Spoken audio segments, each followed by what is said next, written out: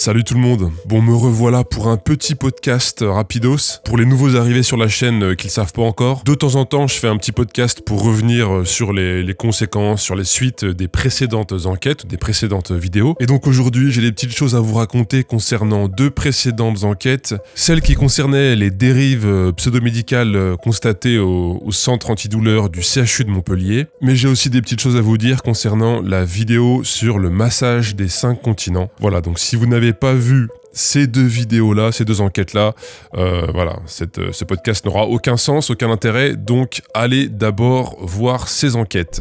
Et puis en fin de vidéo, je vous parlerai rapidement de la seconde plainte officielle que j'ai eu le plaisir de recevoir ces derniers jours. Voilà, un deuxième procès qui arrive, donc je vous parle de ça aussi à la fin.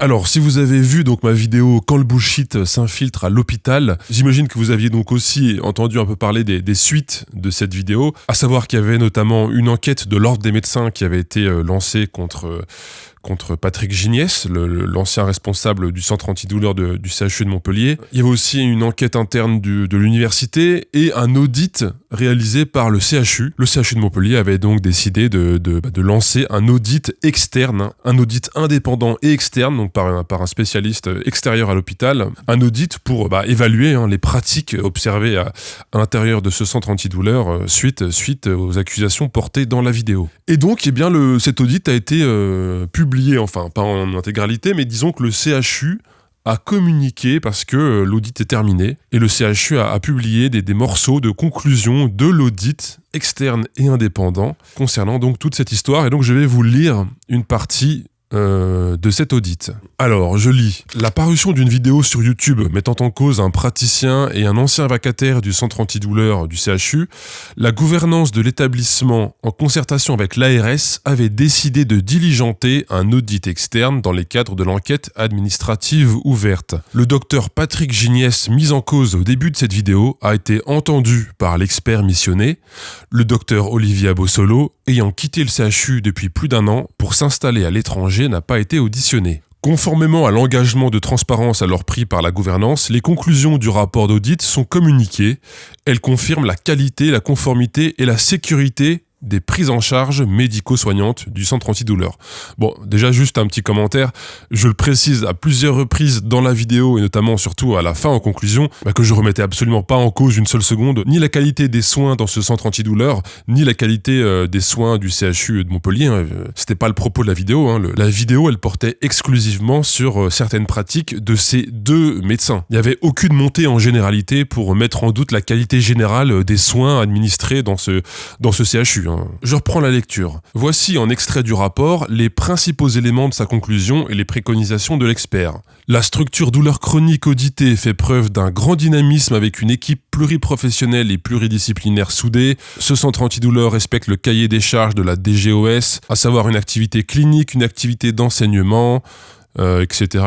Donc voilà, c'est pour dire que tout va bien au centre antidouleur. Les événements du mois de novembre sont vécus comme une souffrance par l'ensemble de l'équipe. Les écarts du docteur Olivier Abossolo sont peu évoqués par les professionnels de santé. Ce médecin avait une activité très partielle et ciblée sur la méditation en pleine conscience et l'aromathérapie. Il a souhaité développer d'autres approches non médicamenteuses, mais ces propositions n'ont pas été validées et donc non acceptées par l'équipe. Bon, on va passer rapidement sur Abossolo parce qu'ils en disent pas beaucoup plus, mais je trouve ça assez original la façon de présenter les choses.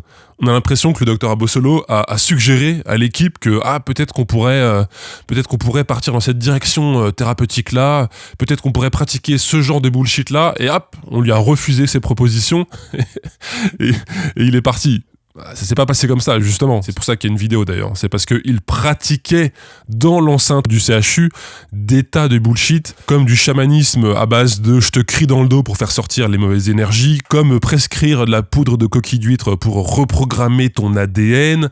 Bon bref, je vais pas refaire la vidéo. Voilà, il avait justement des pratiques complètement délirantes dans le cadre du CHU. Et c'est pas juste, il a proposé des choses à l'équipe et ça a été refusé et du coup il a pas pu pratiquer son bullshit dans le sein de l'hôpital. Ça s'est pas du tout passé comme ça, donc c'est très étrange cette formulation de la part de l'audit indépendant, mais bon, voilà, c'est comme ça apparemment. Je continue la lecture. Concernant le docteur Patrick Giniès, son enthousiasme a beaucoup communiqué sur la douleur chronique. en particulier sur la fibromyalgie, et ses propos tenus lors des entretiens ou des réunions ont été vécus par ses accusateurs comme une déviation des pratiques. On se concentre là, on relit ça en se concentrant. La formulation est quand même exceptionnelle. De ce que je comprends, il y a aucune dérive, il y a aucune déviation des pratiques de la part de Patrick Giniès. C'est la façon dont ses accusateurs, donc a priori moi, parce que c'est un audit qui répond à la vidéo, donc c'est la façon dont j'ai vécu les propos de Patrick Giniès et son enthousiasme, la façon dont j'ai vécu donc son enthousiasme qui pose problème en fait. Attends, je comprends pas la phrase. Attends, je relis la phrase. Concernant le docteur Patrick Giniès, son enthousiasme a beaucoup communiqué sur la douleur et ses propos tenus lors des entretiens ou des réunions ont été vécus par ses accusateurs comme une déviation des pratiques. Donc il n'y a pas de déviation en fait. Donc en fait, dans tout ce qui est souligné dans la vidéo, tout est ok, il n'y a aucune déviation. Il n'y a pas de dérive, c'est une question de... Voilà, j'ai mal vécu ce qu'il raconte. Donc pour rappel, ce que raconte le docteur Patrick Giniès, en très résumé, c'est ça. Tous les patients que je vois, entre 6 et 16 ans, entre 7 et 14 ans, ont une injustice dans la fratrie, eu égard à un défaut d'attention amoureuse d'un des parents par rapport aux enfants, dans la fratrie. Et, deux mots importants, vous l'avez intégré, accepté, refoulé et oublié. Et vous êtes là obligé de construire votre rôle social futur avec cette abnégation du minimum syndical d'amour que vous n'aurez pas reçu par rapport aux frères et sœurs. Quand on porte des t-shirts comme ça, c'est que la mère était parfois défaillante. On voit ceux dont il y a eu un petit peu ce manque d'amour dans l'enfance. On le voit. Et refoulé.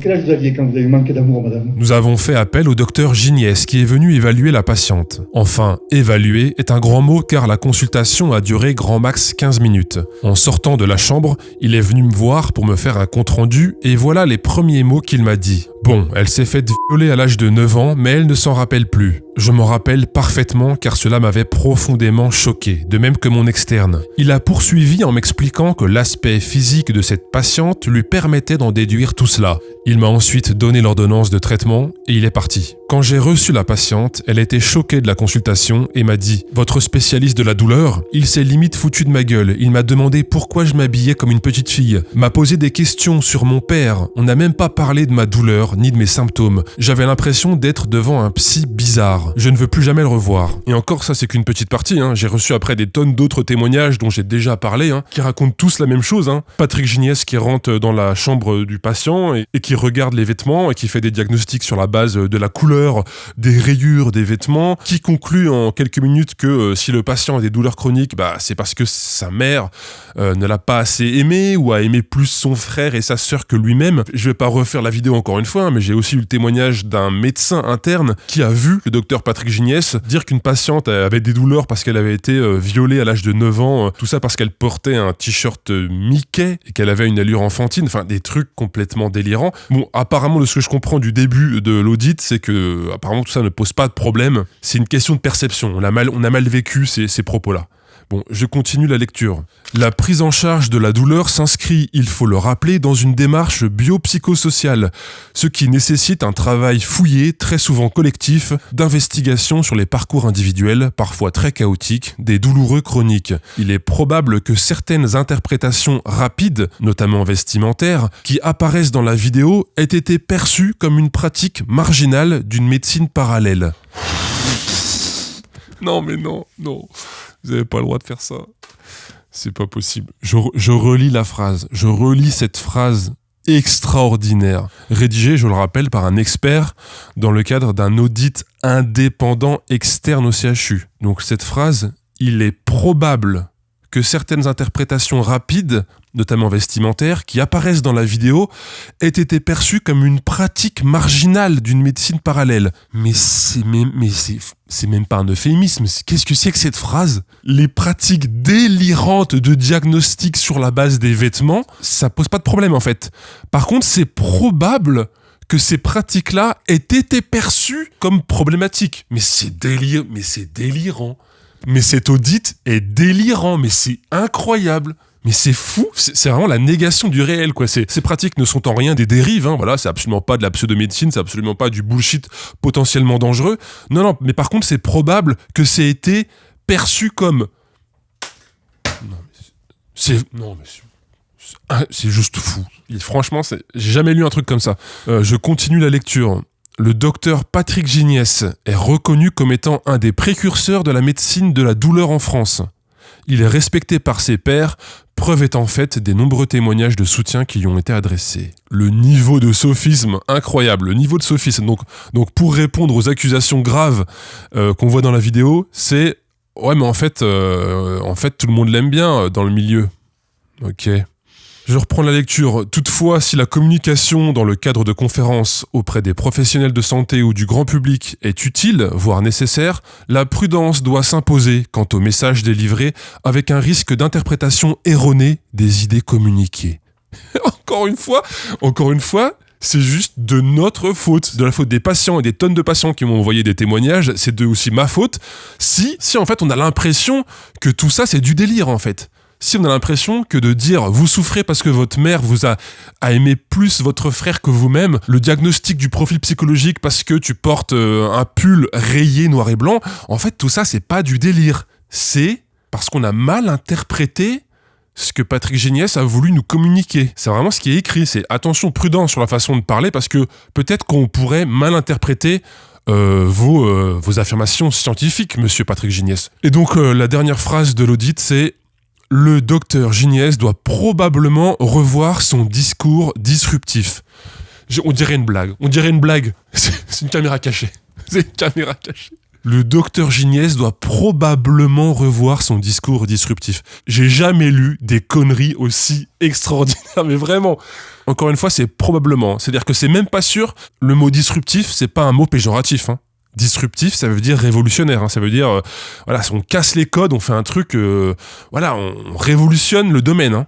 Le docteur Giniès doit probablement revoir son discours disruptif. Dernière phrase de l'audit qui nous est communiquée, c'est incroyable. Je veux pas m'acharner du tout, hein, mais moi encore une fois, le but de ma vidéo, de mon enquête, c'était absolument pas d'enfoncer un CHU, quoi. C'est délirant. Et du coup, je me disais, au vu des réactions très rapides, le docteur Giniès avait été suspendu de ses fonctions 1 ou 2 jours après la sortie de la vidéo. L'enquête auprès de l'ordre des médecins avait été ouverte dans la foulée, etc. L'audit lancé dans la foulée. Donc voilà, moi vraiment, je me disais que c'était une chance, vraiment sincèrement une chance pour le CHU de Montpellier de prendre les choses au sérieux et de rassurer les personnes qui vont au CHU de Montpellier. C'était une occasion en or de communiquer sur le fait qu'on prend au sérieux ces dérives et que plus jamais ce genre de dérive allait se passer au sein de l'hôpital public, quoi. Mais c'est l'exact inverse qui se passe avec cet audit. Vraiment, c'est l'exact inverse. Cet audit ne me rassure pas. Cet audit a un effet inverse. Je veux dire, c'est complètement contre-productif, même de rendre public un audit pareil. C'est juste fou. Quand on met en parallèle ce qu'on voit dans l'enquête avec cet audit, mais c'est lunaire, c'est vraiment se tirer une balle dans le pied, quoi. Je continue vite fait la lecture. La gouvernance avait annoncé respecter les préconisations qui seraient proposées par l'expert. Donc 3 préconisations ont été formalisées par l'expert et sont restituées ci-après et sont d'ores et déjà en cours de mise en œuvre. Donc attention, première préconisation majeure de l'expert après cet audit, revoir la dénomination du service. Il s'agit d'un CETD, centre antidouleur, tel qu'identifié par l'ARS. Le terme unité de médecine intégrative et de psychosomatique peut faire référence au contenu de la vidéo et donc nuire à la réputation du service. Voilà les préconisations de l'audit, hein. C'est pas d'arrêter le délire psychanalytique et les interprétations psychologiques sur la base des vêtements des patients. Non, c'est de changer de nom. Voilà. Préconisation numéro 2, rédiger une charte de fonctionnement. Voilà, ils vont rédiger une nouvelle charte.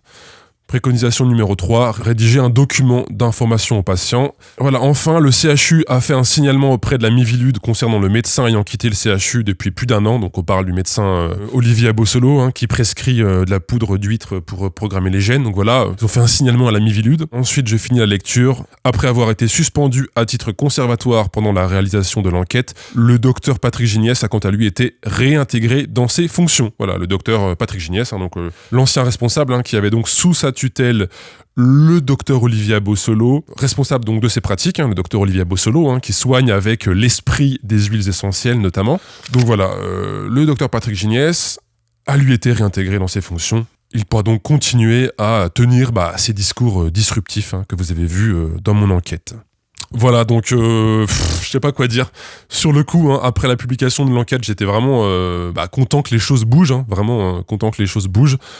Et en fait, il y a quasiment rien qui bouge au final. Cet audit est catastrophique, contre-productif. Vraiment, j'ai jamais lu un truc comme ça. L'Ordre des médecins, lui aussi, avait lancé une enquête contre le docteur Patrick Giniès. Le patron de l'Ordre des médecins du département de l'Hérault avait précisé que c'était ce qu'on voyait dans la vidéo était inacceptable. Et donc, ils avaient lancé une enquête. J'ai relancé l'Ordre des médecins. Aucune nouvelle. Voilà, l'enquête est apparemment toujours en cours. Ça fait 6 mois que ça dure. Voilà, l'enquête est toujours en cours.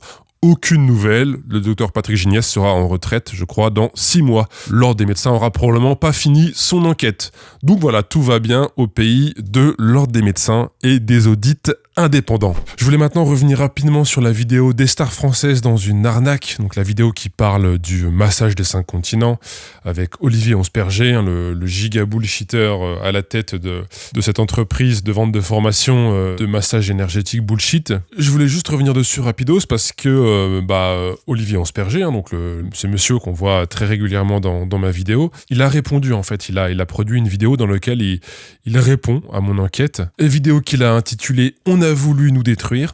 Donc bon, c'est pas passionnant, c'est pas super intéressant, c'est un peu du hate watching, mais voilà, il y a 2-3 trucs rigolos, donc bon, alors la vidéo elle fait 55 minutes, donc je vais vraiment vous montrer quelques petits extraits par-ci par-là, histoire de rigoler un petit peu, se détendre et puis réagir rapidement. Quand vous traitez d'escrocs, d'arnaqueurs, de charlatans, le mot charlatan c'est le mot le plus à la mode aujourd'hui, et arnaqueur aussi. Quand vous faites un magnifique travail de contenu. Alors là, il parle de lui. Quand il parle de magnifique travail de contenu, il parle de lui-même. Il parle pas de moi. Voilà, je préférais préciser quand même. Et on va voir ensemble comment on peut gagner cette guerre. Parce qu'on est dans une guerre aujourd'hui du mal, de la haine. J'étais victime d'une cyberattaque, on pourrait dire. Les mots sont forts, les mots sont forts. Olivier est pas parti sur un discours très nuancé, mais bon, à voir comment ça continue. Une personne, et on va pas lui faire de publicité, a fait une vidéo, une enquête, soi-disant une enquête. C'est une personne qui s'amuse déjà depuis très longtemps sur les réseaux sociaux à dénoncer tous les charlatans. Pour lui, c'est le grand mot. Toutes les personnes qui font de la médecine, etc. Tout le monde est des charlatans. Oula. Alors non, les personnes qui font de la médecine, Olivier, c'est des médecins ou des professionnels de santé. Le charlatan, c'est celui qui prétend frauduleusement soigner, guérir, avoir des compétences médicales. Si la distinction de base, elle n'est pas faite, tu m'étonnes que ça parte en couille après. A fait une vidéo complètement mensongère, mais extrêmement grave. Extrêmement grave, comme il a fait avec d'autres personnes. Je ne suis pas le premier. Il a déjà des procès avec des sociétés en France, un peu partout. Il adore ça. Il adore ça parce que plus il y a des procès, plus il gagne de l'argent. C'est son business. Moi, je réagis à ça, mais bon, ça mérite pas. Mais c'est vraiment pour vous faire passer le temps, parce que c'est pas très passionnant. Mais voilà, apparemment, j'ai des procès un peu contre des entreprises un peu partout dans le monde. Non, pour l'instant, j'ai un procès. On parlera de ça un peu plus tard dans le podcast, mais pour l'instant, je n'avais qu'un seul procès jusqu'à présent. Et puis, le principe d'un procès, c'est plutôt que ça coûte de l'argent, Olivier. Voilà, c'est ce qui est chiant dans un procès, donc c'est pas une partie de plaisir, quoi. J'ai vu bien sûr un des très grands avocats à Genève du barreau, et m'a dit, mais évidemment, avec ça, vous faites un procès, c'est facile. Vous pouvez avoir facilement entre 20 et 50 000 euros, d'un franc suisse, on part en euros, de dédommagement. Si vous étiez aux États-Unis, ce serait des millions. Je dis, ok, qu'est-ce qui va se passer? Évidemment, ce genre de personne adore. Il attend que ça, donc ça sert à rien. Quand j'ai montré ça à l'avocat, il m'a dit, mais ça c'est du pénal, on pénal avec ça. J'ai dit, on se calme, moi j'ai pas envie de faire tout un truc, mais il m'a dit, c'est facile, c'est du pain béni, il m'a dit comme ça. Voilà donc Olivier qui passe son temps à bombarder les réseaux sociaux de publicité pour son entreprise bullshit, de formation bullshit, dans le but de gagner de l'argent, de gagner sa vie. Donc ce même Olivier-là, évidemment, ne va pas faire de procès alors qu'il a pourtant apparemment l'assurance de gagner 50 000 euros de dommages et intérêts. Voilà, des millions aux États-Unis, donc très bizarre. Il a l'assurance de gagner beaucoup d'argent, mais il ne portera pas plainte parce que on comprend pas trop bien pourquoi, mais en plus non seulement il gagnerait de l'argent et en plus il se laverait de tout soupçon. Il rétablirait sa réputation, quoi. où il prend toutes les images, à droite à gauche, il prend des extraits sur les vidéos, il prend juste la petite partie de l'extrait et puis il dit quelque chose d'autre. C'est une manipulation extraordinaire. Donc quelqu'un qui est intelligent va comprendre, quelqu'un qui est abruti, comme la majorité, malheureusement, je vais vous expliquer comment ils sont arrivés là, va croire ce qu'il va dire. On prend un extrait, un mot de quelqu'un et on met autre chose dessus. Alors ça, c'est vraiment extraordinaire, parce que c'est vraiment la défense classique qui revient sans cesse, peu importe l'accusé, peu importe le domaine, peu importe le média, c'est vraiment l'accusation de la manipulation par le montage. Mais ce qui est marrant, c'est que c'est extrêmement facile de démontrer ça, avec des exemples. Là, dans ce cas précis, il suffit de montrer des morceaux de ma vidéo où je manipulerai le montage, où je lui ferai dire des choses qu'il ne dit pas. Je sais pas, par exemple, quand il promet qu'on peut guérir tout avec sa méthode, qu'il va envoyer des énergies de guérison, quand il dit qu'il va reprogrammer quantiquement votre cerveau, que tout se guérit, qu'il travaille avec les énergies de vos cellules souches, enfin voilà, tout ça apparemment, il le dit pas vraiment, quoi. C'est moi qui dois reconstruire au montage les phrases comme ça, en coupant les mots, en changeant l'ordre des mots dans les phrases.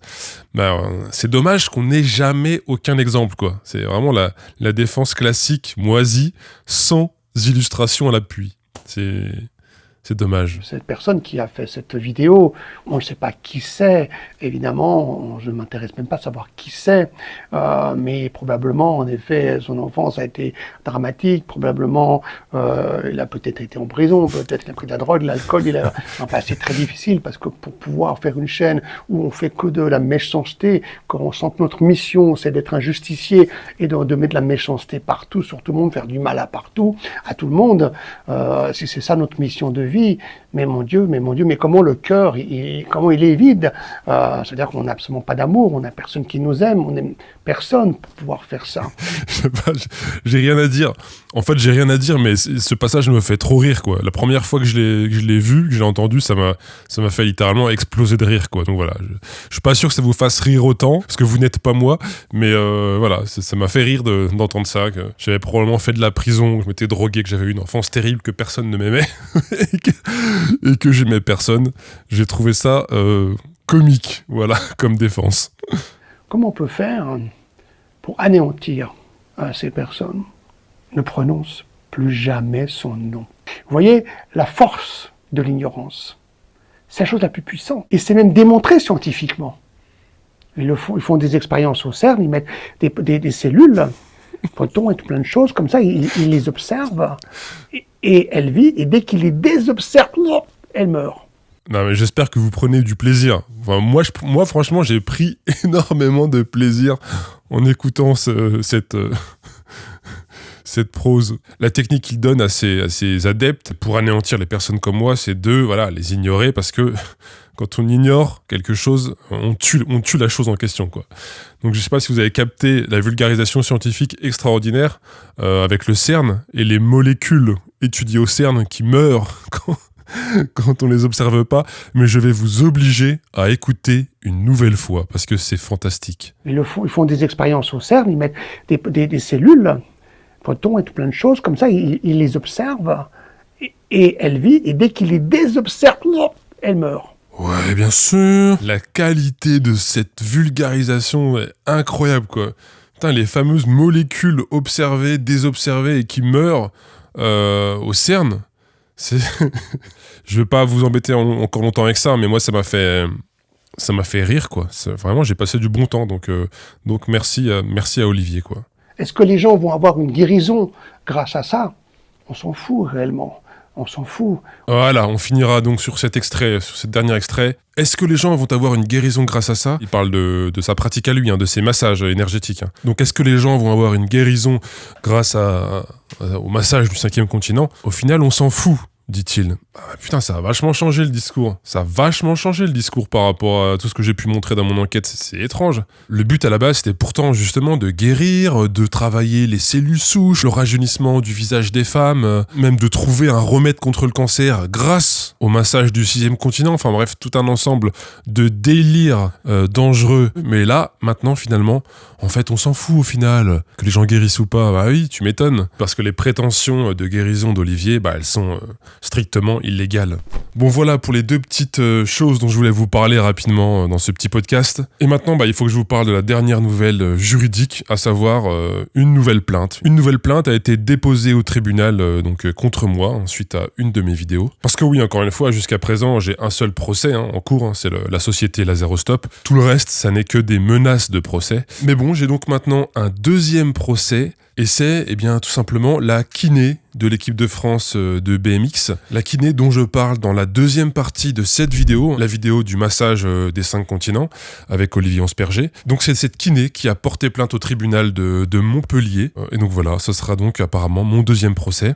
Pour vous rappeler rapidement, dans cette vidéo, j'avais donc recueilli le témoignage de Kenza, ancienne sportive de haut niveau de BMX freestyle, qui justement me racontait ce qu'elle avait vécu dans cette équipe de France, et notamment la prise en charge désastreuse par la kiné, qui est une kiné formée au massage des 5 continents et qui a des pratiques énergétiques bien-être très loin des exigences du sport extrême de haut niveau. Donc voilà, j'ai déjà raconté tout ça, l'histoire de Kenza, dans la vidéo en question. Si jamais vous vous rappelez pas, je vous laisse retourner à cette enquête. Et donc cette personne kiné, dont j'avais pas donné son nom, j'avais pas donné non plus son visage, cette personne a porté plainte donc contre moi. Je ne sais pas encore de quoi il s'agit précisément, mais ça devrait être une plainte en diffamation, j'imagine. Donc voilà, ça fait donc un deuxième procès. Bon, j'espère que je donne pas l'impression de me plaindre, parce que c'est pas le but du tout de se plaindre. Je vous parle de ça parce que ça fait partie apparemment de mon travail, ça fait partie des conséquences directes de mes enquêtes qui sont publiées sur YouTube. Donc moi je trouve ça légitime de vous en parler. Et puis je préfère aussi que vous soyez au courant de ce genre de choses, ne serait-ce que si un jour je décide d'arrêter parce que c'est trop dur, trop chiant, trop contraignant, vous saurez aussi pourquoi j'arrête. Parce que j'aurais pas du tout envie de continuer sur YouTube à publier des enquêtes en minimisant la gravité de la situation, un peu comme l'audit indépendant et externe du CHU de Montpellier a pu faire avec les délires de Patrick Gignès. Ce que je veux dire, c'est que j'ai pas envie de changer la façon dont je parle de ces problèmes-là, de les minimiser, de rentrer dans les euphémismes, de pas dire vraiment les choses, d'adoucir le ton, les propos. Non, j'ai pas du tout envie de minimiser pour éviter des éventuels procès ou problèmes juridiques. Donc voilà, moi c'est soit je continue à faire ce que je fais comme ça, soit un jour j'arrête parce que c'est trop dur. Mais j'ai pas envie de parler de ces problèmes graves avec des mots doux, en diminuant ou en banalisant la gravité des sujets évoqués, quoi. Donc j'ai pas du tout envie de faire ça. Bref, voilà pourquoi je vous parle de ça. Encore une fois, je veux pas me faire plaindre ou quoi que ce soit. Je sais qu'il y a des risques juridiques à faire ce que je fais. Donc voilà, comme ça vous êtes au courant des suites, des conséquences, bref, du contexte de mon travail. Et je trouve que c'est mieux comme ça. Donc voilà, je vous tiendrai au jus de comment ça va se passer. Le procès contre la société Lazerostop, c'est en 2027, alors que la vidéo a été publiée il y a déjà, je sais même plus, 2 ou 3 ans. Donc celui-là, je sais pas quand est-ce qu'il aura lieu, mais je vous tiendrai au courant et j'essaierai de documenter comme je peux ces histoires de procès. Je vais pas non plus faire un documentaire sur les procès, étant donné que je travaille déjà sur mon documentaire sur les religions qui me prend beaucoup de temps, mais je vais essayer de documenter quand même ces histoires juridiques. Bon, écoutez, je crois que j'avais plus rien à vous dire. Ah si, j'avais encore quelque chose à vous dire, c'est vrai. Déjà, un grand merci pour l'accueil que vous avez fait à la vidéo sur les QAnon et surtout au super témoignage de Charles. Et du coup, j'avais un petit message de Charles à vous faire passer, un petit message audio de 2 minutes. Donc Charles, il a été extrêmement touché par tous les messages de soutien qu'il a pu lire en commentaire. Il a été vraiment, vraiment très touché. Après, il est comme tout le monde, les rares commentaires négatifs ou méchants ou malveillants, même s'ils sont ultra minoritaires, ça reste des commentaires qui marquent malheureusement parfois plus que les positifs. Et donc Charles a eu envie aussi de faire une petite réponse aux petits commentaires qu'il avait lus sous ma vidéo, les petits commentaires négatifs entre autres. Et donc voilà le petit vocal qu'il m'a envoyé à destination de mon public. Enfin plutôt à destination des 0,5% des spectateurs qui ont publié un commentaire très critique sur l'expérience de Charles. Voilà donc son petit vocal.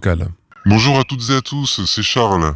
Écoutez, je tenais à vous remercier parce que j'ai lu, grâce à vous, des heures, j'ai passé des heures à lire des milliers de messages de soutien. J'ai pu constater que la communauté de G1000 est vraiment très bienveillante, très ouverte d'esprit, à l'exception de vraiment quelques-uns, mais vraiment une petite minorité qui tiennent absolument à se moquer de moi et de ma stupidité. et qui ont l'air de croire que que je suis très faible intellectuellement. Bon, alors à cela, je vais juste faire une toute petite réponse. Je pense que si vous moquez de moi et que vous me traitez d'abruti, c'est que vous n'êtes jamais tombé dans ce genre de croyance, parce que sinon c'est comme si vous vous insultiez vous-même. Et si vous n'êtes jamais tombé dans ce genre de croyance, eh bien écoutez, bravo, mais peut-être que vous avez tout simplement eu de la chance aussi dans votre parcours personnel, parce que, comme je l'ai dit dans la vidéo, je crois que vous sous-estimez l'importance de plusieurs facteurs, hein, des facteurs psychologiques, familiaux, culturels, historiques, enfin tout un tas de choses. Et puis évidemment la puissance de l'appartenance à une communauté, qui est une des choses les plus fortes qui existent pour créer des liens, pour empêcher à un être humain de se remettre en question trop en profondeur. Voilà, donc peut-être que vous avez tout simplement eu de la chance, et que si vous étiez né dans une famille de témoins de Jéhovah, ou dans une famille ultra complotiste qui dit que l'homme n'est jamais allé sur la Lune, ou que etc., ou même les opinions politiques, hein, tout simplement, eh bien peut-être que vous auriez suivi votre famille sur tous les points, vous. Parce que moi c'est vraiment ça, hein. Moi c'est plus que des amis que j'ai trouvés dans la communauté et dans la famille dans laquelle je suis entré à un moment de ma vie. Voilà, c'est des liens presque de sang. En fait, c'est juste en dessous des liens de sang en termes de puissance, c'est peut-être même au-dessus finalement. Voilà, donc écoutez, petit message d'avertissement à vous. Si vous avez tendance à utiliser trop facilement les mots intelligent, stupide, abruti, etc., si vous étiquetez trop facilement les gens, avec des mots dont vous ne maîtrisez pas forcément la définition, puisque bonne chance pour définir le mot intelligent, bonne chance pour définir le mot stupide. Hein.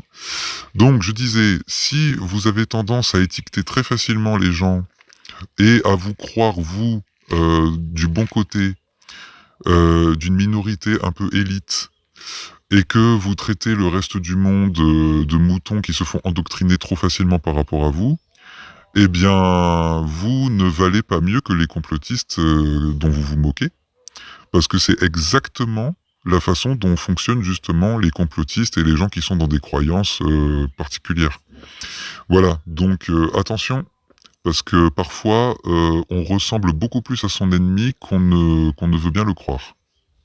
Voilà, c'est tout, c'est fini. Petit podcast terminé. J'espère que vous avez pu terminer votre vaisselle, votre ménage, votre petit trajet en bus. J'en profite pour remercier une fois de plus tous mes Patreonneurs et tipeurs qui me soutiennent tous les mois. Merci Sully, merci Texelion, merci Tombeau, merci Guillaume, merci Mallory, merci Godefroy, merci Nogal, merci Balou, merci Spike et Agrados, et merci à tous les autres. Je vous dis à très bientôt pour la suite des aventures. C'était G-1000 grammes. À très vite.